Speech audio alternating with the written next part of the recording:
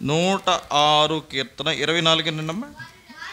Yes, అది వారు రమ్యమైన దేశమును నిరాకరించిరి, ఆయన మాట నమ్మకపోయిరి, యెహోవా మాట ఆలకింపక వారు తమ గుడారములలో సణుగుకొనిరి. చాలండి.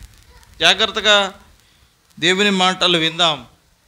దేవుడు మనతో వాక్యం ద్వారా మాట్లాడాలని మనం కోరుకుందాం. దేవుని వాక్యంలో ఉన్నటువంటి ఈ మాట మనలను చాలా ఆలోచింపజేయాలి.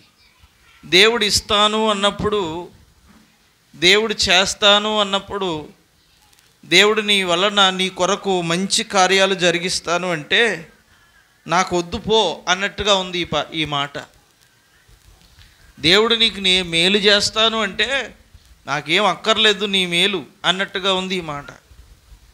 చాలాసార్లు మన జీవితంలో కూడా దేవుడు మేలు చేస్తాను రండి, మీకు అద్భుతమైనటువంటి దీవెనలు ఇస్తాను రండి, కీడు తొలగిస్తాను రండి, మీ జీవితాలను మారుస్తాను రండి అని దేవుడు అనేక సార్లు మనం పిలిచినప్పుడు మనము కూడా ఇలాగే ప్రవర్తిస్తూ ఉంటాం.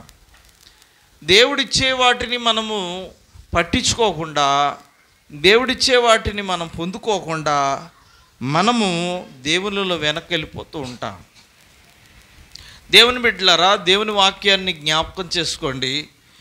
దేవుని వాక్యంలో ఏం రాయబడిందంటే వారు రమ్యమైన దేశమును నిరాకరించారు. ఇంకొక మాట ఉంది, ఆయన మాట నమ్మకపోయారు. ఆయన యొక్క మాటను నమ్మలేదంటే వాళ్ళు ఇంకెవరి మాట నమ్ముతారు? ఈరోజు ఎవరి మాట నమ్మాలని మీరు నిర్ణయం తీసుకున్నారు? ఎవరి మాట మీద మీరు ఆనుకుంటున్నారు? ఎవరి మాట మీద మీరు ఆధారపడుతున్నారు?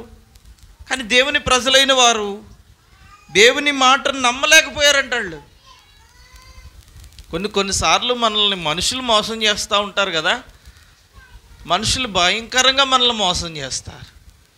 చాలా భయంకరమైనటువంటి విధంగా మనం అనుకున్న దానికంటే, మనం ఊహించిన దానికంటే, మనం వాళ్ళ మీద పెట్టుకున్నటువంటి ఆశల కంటే ఘోరంగా మనల్ని మోసం చేస్తారు. ఎంత మోసం అంటే తర్వాత అవన్నీ తలుచుకున్నప్పుడు మనకు చాలా బాధ అనిపిస్తూ ఉంటుంది. మనుషులు ఇంత ఘోరంగా ఉన్నారా? మనుషులు ఇంత స్వార్థంతో ఉంటారా? వాళ్ళ జీవితాలు ఎప్పుడు కూడా వాళ్ళ సంతోషం కోసమే ఆలోచిస్తాయి. నన్ను గురించి పట్టించుకోకుండా, నాకు సహాయం చేస్తానని చేయకుండా, నన్ను ఆదుకుంటానని ఆదుకోకుండా విడిచిపెట్టేస్తున్నారే అని చాలా బాధపడుతూ ఉంటాం మనం. మనుషులు మూర్ఖంగా ఉంటారు. మనుషులైనటువంటి వారు నీచంగా, కిరాతకంగా, ఘోరంగా ఎదుటివారు బాధలు, శ్రమలు, శోధనలు అనుభవిస్తున్నా పట్టించుకోలేని స్థితిలో ఉంటారు. ప్రస్తుతం మన భారతదేశ పరిస్థితి కూడా క్రైస్తవులకు అలాంటి పరిస్థితే వచ్చింది. ఇప్పుడు కూడా అదే నడుస్తూ ఉంది. ఎందుచేతనగా మణిపూర్ రాష్ట్రంలో క్రైస్తవులందరినీ చంపేసి, చర్చిలన్నింటినీ కాల్చేసి, దైవ సేవకులను చంపేసి, ఎంతగానో అక్కడ మారణ హోమం జరుగుతుంటే ఈ దేశానికి సంబంధించిన ప్రధానమంత్రి మోడీ మాట్లాడకుండా కూర్చున్నాడు. ఒక్క దగ్గర కూడా నోరిప్పలేదు. ఒక్క దగ్గర కూడా ఇది అన్యాయమని చెప్పలేదు. అది జరగడం చాలా ఘోరమని చెప్పలేదు. కారణం ఏంటో తెలుసా? వాళ్ళు ఏమాత్రం దయ లేనివారు, ఏమాత్రం కనికరము లేనివారు, ఎదుటివారు నశించిపోతున్నా, ఎదుటివారు నాశనమైపోతున్నా జాలి, దయ, కనికరము పడనిటువంటి వారు. మరి ఇంకో చోట ఏదో మాట అంటాడు, రామునికి ఎవడైనా వ్యతిరేకంగా మాట్లాడితే, లేదా ఈ భారతదేశంలో ఉన్నటువంటి వారు, ముస్లింలైనటువంటి వారు, క్రైస్తవులైనటువంటి వారు కాల్చి చంపేయండి అనేటువంటి స్టేట్మెంట్ కూడా ఇచ్చాడు ఒకడు. అంటే ఎంత ఘోరమండి ఈ లోకంలో. అంటే మనుషులకు దయ ఉండదు, మనుషులకు కనికరం ఉండదు. ఎదుటివారికి ఎంత కీడైనా చేయడానికి వెనకాడరు, ఎంత అన్యాయమైనా చేయడానికి వెనకాడరు. కానీ దేవుడు అలాంటివాడు కాదు. స్తోత్రం కలుగునగా. దేవుడు అలాంటివాడు కాదు. నమ్మిన వారిని మోసం చేసేటువంటి వాడు కాదు ఆయన. విశ్వాసం ఉంచిన వారిని ఆయన విడిచిపెట్టేటువంటి దేవుడు కాదు ఆయన. నమ్ముకున్నటువంటి వారిని తీరమునకు నడిపించే దేవుడు ఆయన. ఎన్ని కష్టాలు, కన్నీళ్ళు, బాధలు, ఇబ్బందులు కలిగినా వాటన్నిటిలో నుండి నిన్ను కాపాడే దేవుడు ఆయన. ఎవరు మర్చిపోయినా ఆయన మర్చిపోలేని దేవుడు ఆయన. ఎవరు విడిచిపెట్టినా ఆయన విడిచిపెట్టని దేవుడు ఆయన. అలాంటప్పుడు మనం ఆయన మాట నమ్మకుండా ఇంకెవరి మాట నమ్మాలి? మనం ఆయన మాట మీద ఆనుకోకుండా ఇంకెవరి మాట మీద మనం ఆనుకోవాలి? ఎవరున్నారు మనకి ఈ లోకంలో? ఎవరు మనల్ని ఆదరించేవారు? ఎవరు మనల్ని బలపరిచేవారు? అలాంటి దేవాది దేవుని మాటను వినకుండా వెళ్ళిపోతే అది వాడికి ఏమైనా క్షేమమా? దేవుని వాక్యం చెప్తుంది, రమ్యమైన దేశం మాకొద్దు, నీ మాటలు మేము వినం అన్నారంట దేవుని ప్రజలు.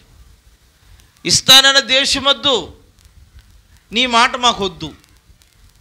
ఈ రెండింటి వల్ల వాళ్ళు ఎన్ని శ్రమలు, శోధనలు, పరిస్థితులు గుండా వాళ్ళు వెళ్ళారో, చివరికి వాళ్ళు ఎంత పరిస్థితికి దిగజారిపోయారో దేవుని వాక్యంలో మనం చూడవచ్చు. నిజమే, ఎప్పుడు దేవుడు ఇస్తానన్న దాన్ని మనం వద్దని అనకూడదు. దేవుడు ఇస్తానన్న దానిని మనం వద్దని అనకూడదు. ప్రభువా నాకు ఈయన అని మనం ప్రార్థన చేయాలి. మనం ఎప్పుడు దేనిని తృణీకరించకూడదు. మనం తృణీకరించిన దానిని బట్టే మన ఈ జీవితము ఆధారపడి ఉంటుంది. మనం తృణీకరిస్తే ఆయన కూడా తృణీకరిస్తాడు. నీవు నిరాకరిస్తే ఆయన కూడా నిరాకరిస్తాడు. నువ్వు పట్టించుకోకపోతే ఆయన నిన్ను పట్టించుకోడు. నువ్వు పిలవకపోతే ఆయన పలకడు. నేను పిలిచినప్పుడు ఎవడూ పలకలేదు కదా, అలాంటప్పుడు మీరు పిలిచినప్పుడు కూడా నేను పలకనంటాడు ఆయన. యెషయా గ్రంథము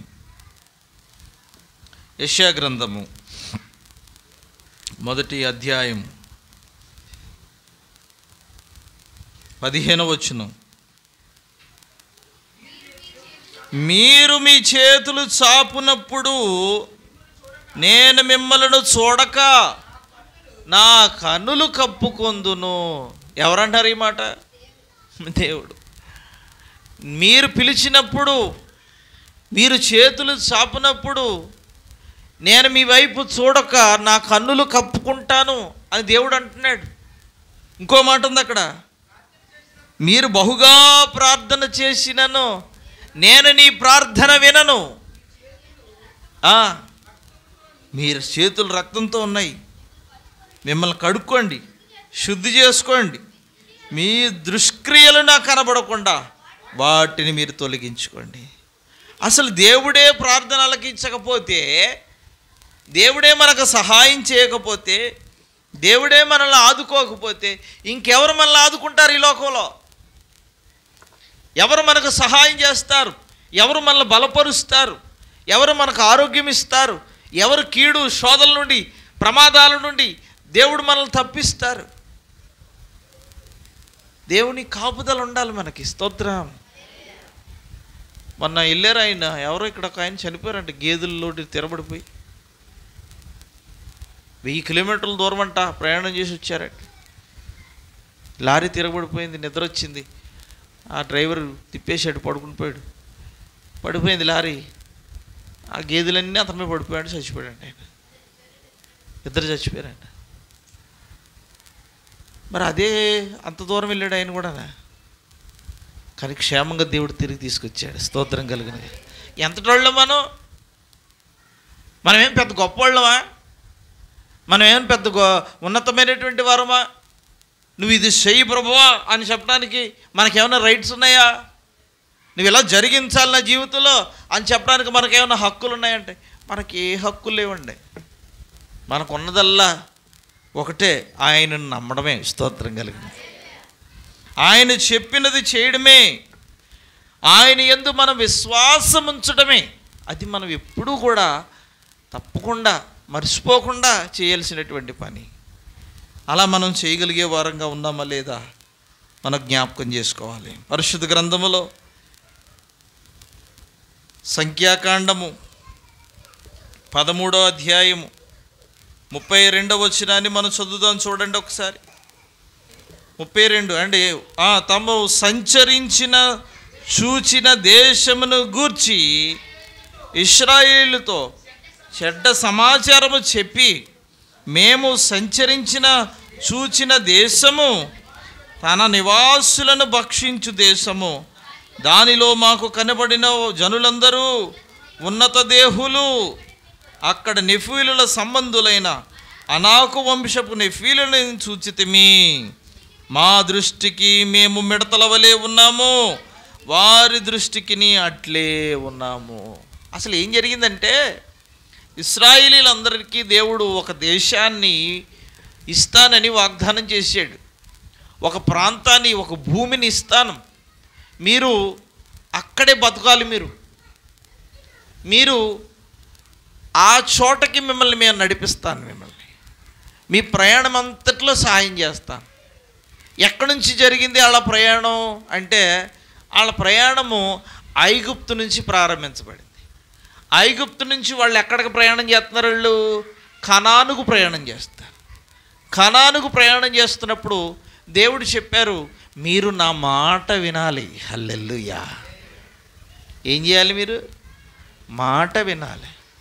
మీరు నా మాట విన్నారనుకోండి, నేను మిమ్మల్ని క్షేమముగా మిమ్మల్ని ఆ దేశానికి, కనాను దేశానికి తీసుకెళ్తాను.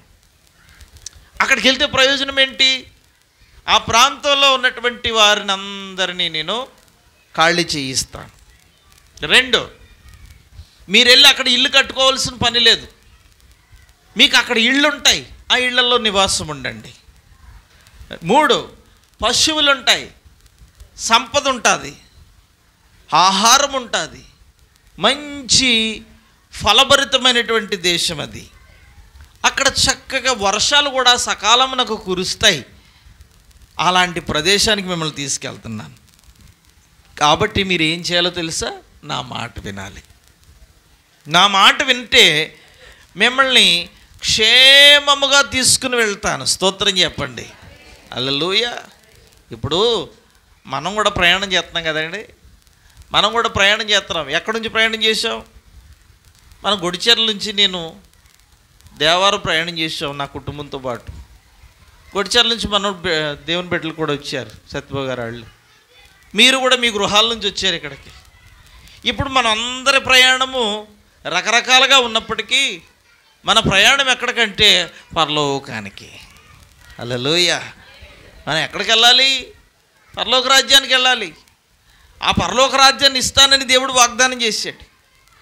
ఆ రాజ్యంలోనికి మనం వెళ్ళాలి అంటే మొదట మనం దేవుని మాటను వినాలి. అంటే మన ప్రయాణంలో దేవుని మాటను వింటే దేవుడు మనలను క్షేమంగా పరలోక రాజ్యానికి నడిపిస్తాడు. ఒకవేళ ఆయన మాటను వినకపోతే మనం మధ్యలో ఆగిపోతాం. జాగ్రత్త. ఇదే జరిగింది ఇక్కడ వీళ్ళకి. నేను నా మాట వినండి, మిమ్మల్ని మంచి దేశానికి తీసుకువెళ్తాను. చాలా మంచి దేశం అది. మీరు ఇల్లు కట్టుకోవాల్సిన పని లేదు, ఆహారం కోసం ఇబ్బంది పడాల్సిన పని లేదు. మీకు అన్ని సకలమైన సౌఖ్యాలు కలిగినటువంటి ప్రాంతానికి, దేశానికి మిమ్మల్ని తీసుకువెళ్తాను అని చెప్పి దేవుని ప్రజలు నడిపిస్తే చాలామంది దేవుని మాట నమ్మలేదు, నిర్లక్ష్యం చేసేసారు. నిర్లక్ష్యం చేసిన వాళ్ళందరూ కూడా ఏమయ్యారో తెలుసా? అడవిలో ఒకరి తర్వాత ఒకరు నశించిపోయారు, ఆగిపోయారు, అక్కడికి చచ్చిపోయారు. ఎవరు చూడలేదు. వెళ్తామన్న దేశానికి ఎవరు కూడా వెళ్ళలేకపోయారు. ఆఖరికి కొద్ది మంది వాళ్ళ పిల్లలు కొంతమంది ఉన్నారు. ఎవరైతే కొంతమంది విశ్వాసం ఉంచారో వాళ్ళు మాత్రమే ఆ కనాను దేశానికి వెళ్ళటానికి దేవుడు కృపనిచ్చాడు. అయితే ఆ కనాను దేశం ఎలా ఉంటుందో చూడాలని యెహోషువ అనేటువంటి భక్తుడు ఏం చేశాడంటే, మోషే అనేటువంటి భక్తుడు ఏం చేశాడంటే, ఆ 12 మందిని ఆ ప్రాంతానికి పంపించాడు. ఆ ప్రాంతానికి పంపించి ఆ ప్రాంతం ఎలా ఉంటుందో చూసిరండి, ఆ ప్రాంత ప్రజలు ఎలా ఉన్నారో చూసిరండి, అక్కడ ఆహారం ఎలా ఉంటుందో చూసిరండి అని 12 మందిని వేగుల వారిని పంపిస్తే ఆ 12 మంది వెళ్ళి అక్కడ ఉన్నటువంటి వాళ్ళందరినీ చూశారు. వాళ్ళు ఎంత ఉన్నారంటే తెలుసా? మనమైతే 6 అడుగులు ఉన్నాం కదా, వాళ్ళు ఏకంగా 12 అడుగులు ఉన్నారంట. వాళ్ళు కొంతమంది 6 అడుగులు ఉన్నారు, కానీ అందులో కొంతమంది ఎలా ఉన్నారంటే తెలుసా, 12 అడుగులు ఉన్నారు. ఎప్పుడైనా గమనించారా మీరు? అంత కలిగిన అంత ఎత్తున్న మనిషి ఉంటే మళ్ళీ జడుచుకుని జడాలు వచ్చేసి హాస్పిటల్ పాలైపోం మనం అందరం కలిసి. అంత ఎత్తైన మనుషులు ఉన్నారంట ఆ ప్రాంతంలో. అదే రాశాడు ఇక్కడ రాసినటువంటి మాట ఏంటో తెలుసా, అక్కడ ఉన్నటువంటి వారందరూ ఉన్నత దేహులు అని రాశాడు. చూసారా? మేము అక్కడ చాలా ఎత్తైన మనుషులను చూసాము. మనకలాగా లేరాళ్ళు, మనకలాగా 6 అడుగులు 5 అడుగులు లేరాళ్ళు. ఏకంగా 12 అడుగులు 14 అడుగులు ఉన్నారాళ్ళు. పెద్ద పెద్ద తలకాయలు, పెద్ద పెద్ద చేతులు, కాళ్ళు కలిగినటువంటి వాళ్ళు ఉన్నారు. వాళ్ళను మనం జయించలేము, ఆ ప్రాంతాన్ని మనం జయించలేము. కాబట్టి మనకి ఎందుకు వచ్చింది ఇంకా? మన వల్ల కాదు కదా, మనం ఊరుకుందాం. 10 మంది ఏం చెప్పారో తెలుసా? చెడ్డ సమాచారం చెప్పారు. కానీ 2 మంచి సమాచారం చెప్పారు. ఆ 2 ఎవరంటే యెహోషువ, కాలేబు అనేటువంటి 2 భక్తులు ఏమన్నారో తెలుసా? లేదు మనం వారిని జయిస్తాం. హల్లెలూయా! అద్భుతం కదా. చూడండి, ఆ మాట కూడా చదవండి ఒక్కసారి. 13వ అధ్యాయంలో 30వ వచనం చదవండి. కాలేబు మోషే ఎదుట జనులను నిమ్మళపరచి, మనము నిశ్చయముగా వెళ్ళుదము, దానిని స్వాధీనపరచుకుందుము, దానిని జయించుటకు మన శక్తి చాలును. స్తోత్రం చెప్పండి. కాలేబు అంటున్నాడు, భయపడకండి, ఎవరు మీరు భయపడకండి, మనము తప్పకుండా ఆ ప్రాంతాన్ని జయిస్తాం. వాళ్ళు మనకంటే ఎత్తుగా ఉన్నారని భయపడకండి, మనకంటే లావుగా ఉన్నారని భయపడకండి, వాళ్ళు మనకంటే చాలా ఉన్నతమైన దేహులని భయపడకండి, వాళ్ళను చూసి జడియకండి, వాళ్ళను చూసి భయపడకండి. తప్పకుండా మనము జయిస్తాము. ఎందుకంటే మనము దేవుని మాటను వింటున్నాము. స్తోత్రం. మన దేవుడు ఆ 14 అడుగులు 12 అడుగులు మనుషుల కంటే మన దేవుడు గొప్పవాడు. ఇప్పుడు మన సమస్యలు మనకంటే ఎత్తుగా ఉంటాయా, చిన్నగా ఉంటాయా? చెప్పండి.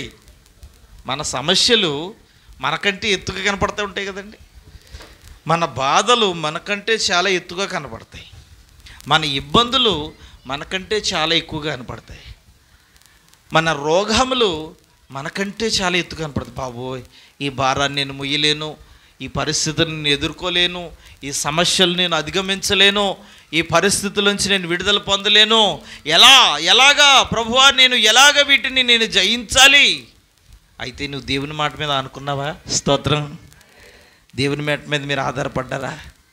మీరు దేవుని మాట మీద విశ్వాసం ఉంచితే ఆయన నడిపిస్తాడు, ఆయన బలపరుస్తారు, ఆయన ఆదరిస్తారు, ఆయన సహాయం చేస్తారు, ఆయన పోషిస్తారు, ఆయన బలపరుస్తారు అనేటువంటి మాట గనక నీవు నమ్మితే నీకంటే ఎత్తుగా ఉన్న సమస్యలను జయించవచ్చు, నీకంటే ఎత్తుగా ఉన్న పరిస్థితులను జయించవచ్చు, నీకంటే ఎత్తుగా ఉన్నటువంటి పరిస్థితులన్నిటిలో విజయం పొందొచ్చు.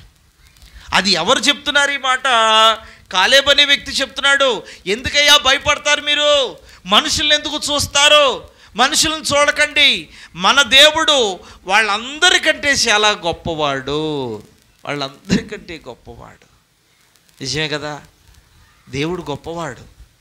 మనకంటే ఎత్తుగా ఉన్నప్పటికీ, మనకంటే ఉన్నతముగా ఉన్నప్పటికీ జయించగలిగే శక్తిని దేవుడు ఇస్తాడయ్యా. భయపడకండి. స్తోత్రం.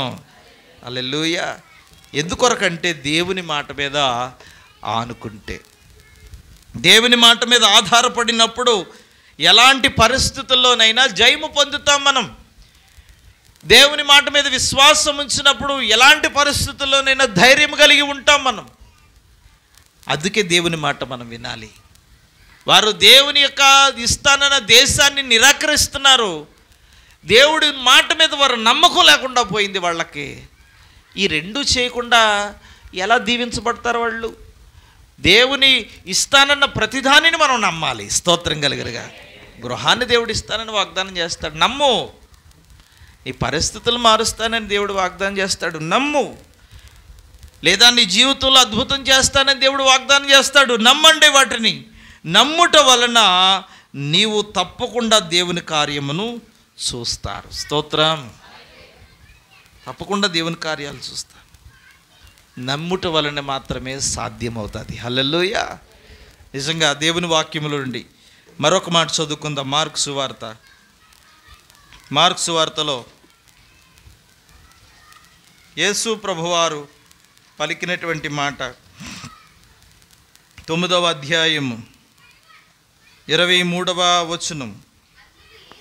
అందుకు యేసు, నమ్ముట నీ వలనైతే నమ్మువానికి సమస్తమును సాధ్యము. స్తోత్రం చెప్పండి. నీకు నమ్మడం చేతనైతే నువ్వు అనుకున్న దాన్ని దేవుడు నీ జీవితంలో నెరవేరుస్తాడు.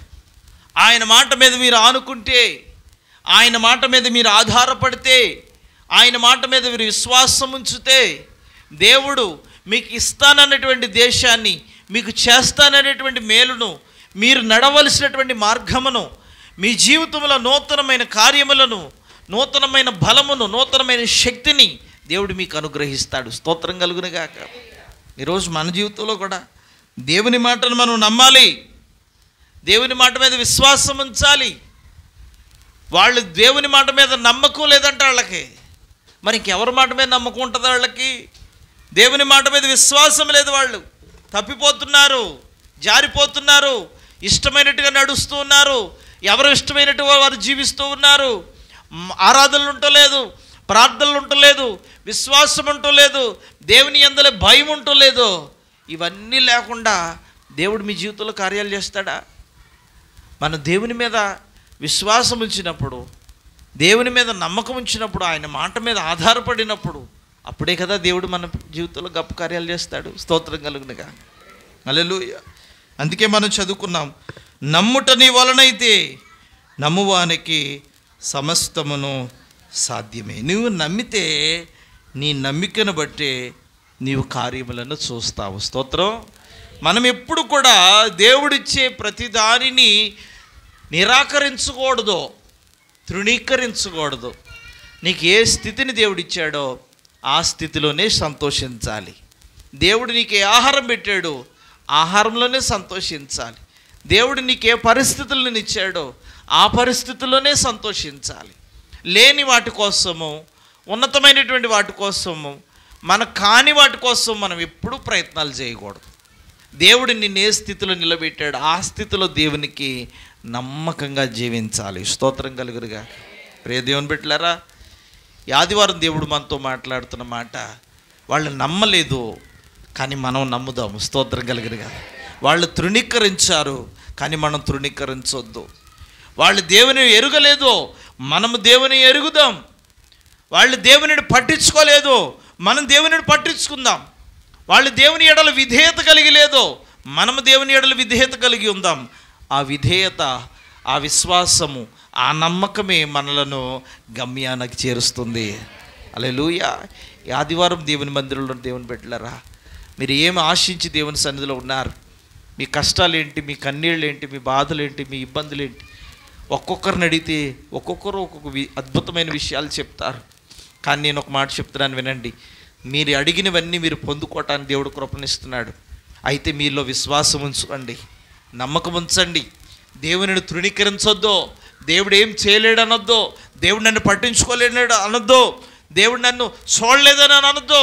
దేవుడు అన్నీ చూస్తున్నాడు, అన్నిటినీ గమనిస్తున్నాడు. తగిన కాలంలో దేవుడు మీ జీవితంలో కార్యములను నెరవేరుస్తాడైనా. హల్లెలూయా. కనుక విశ్వాసంతో నడవాలి. మనం అనుకున్న గమ్యానికి మనం చేరాలి. దేవుడు ఇస్తానన్న ఆశీర్వాదాలన్నీ మనం పొందుకోవాలి. దేవుడు ఇస్తానన్న దీవెనలన్నీ మనం పొందుకోవాలి.